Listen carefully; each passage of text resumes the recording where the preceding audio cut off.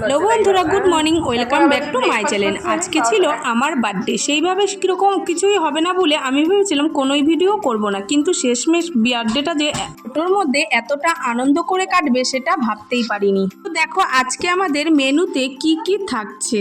আমি রাঁধুনি না, আমি বলেছি আমি রান্না করতে পারবো না। আসলে সেটা না, আমার হাতে খুব ব্যথা, মানে হাতটা নাড়তেই পারছি না, কিসের থেকে হচ্ছে বুঝতে পারছি না। তো কালকে আমি ডাক্তার দেখাবো, তাই বনু বললো যে ঠিক আছে তোর বার্থডেটা আমি স্পেশাল করে দিই, আজকে আমি তোকে রান্না করে খাওয়াবো।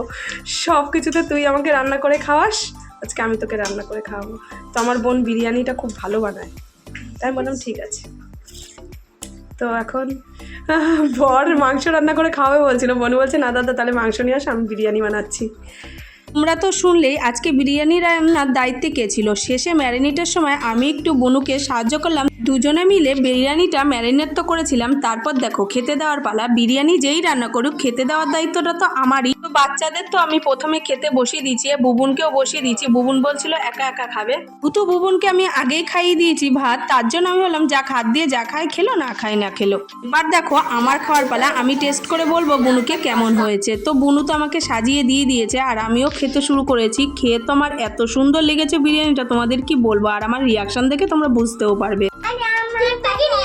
যাই হোক একটু হালকা করে রেডি হচ্ছি, কিছুই করার প্ল্যান ছিল না, তবে মেয়ে বায়না করছে তাই জন্য একটা কেক আনা হয়েছে।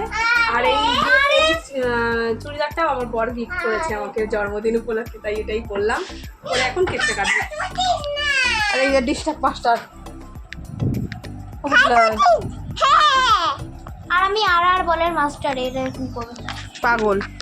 পরে সন্ধ্যাবেলা সোনার আবদারে রেডি হয়ে বসে পড়লাম কেক কাটতে। আমাদেরকে বলেছিলাম না যে আমাদের ফ্যামিলিতে যদি ছোট করেও কিছু করা হয় তাতেও কিন্তু লোকের অভাব নেই। দেখো আমার বোনু, আমার ভাই, আমার বর আর এইদিকে মিলে বসে তো কেকটা কেটে নিলাম। আর শেষমেশ দেখো আমার মাসি শাশুড়ি এসেছিল, মাসি শাশুড়ি আমাকে একটু আশীর্বাদ করলো, আর এইদিকে এই মেসোও আমাকে আশীর্বাদ করলো। মেসো আমাকে হাতে দিচ্ছিল কিছু টাকা, কারণ বলছিল যে উপস্থিত ক্ষেত্রে আমরা তো জানিই না চলে এসেছি। যাই হোক বার্থডেতে যেই গিফট পাওয়া যায় তাতেই খুশি আমি।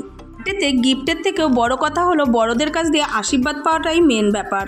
এরপরে আমি কেকটা কেটে সবার প্রথমে বুবুনের মুখে একটু দিলাম, একে একে আমি তো সবার মুখে খাইয়ে দিলাম কেকটা। বার্থডেটা সেরকম বড় কিছু না হলেও ছোটোর মধ্যে এত সুন্দর করে সময়টা কাটানো হয়েছে সে তা তোমাদের কি বলবো, আমার তো খুব ভালো লেগেছিল বার্থডেটা।